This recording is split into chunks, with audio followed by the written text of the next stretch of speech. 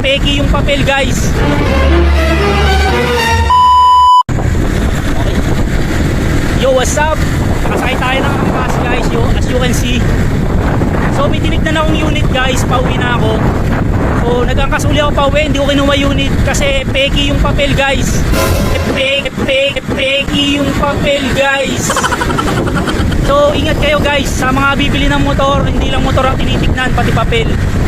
So next vlog natin, gagawa ako ng vlog para ipakita sa inyo kung paano tumingin ng legit na CR ng motor tsaka yung fake. So make sure na nakafollow ka sa page natin para updated ka sa mga videos natin. So shoutout nga pala kay Pops na rider natin. So kapwa natin rider. Pops, Francis. Okay guys.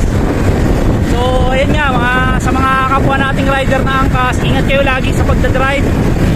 Laging may nag-aantay sa atin pa uwi. Yun ang tatandaan nyo guys.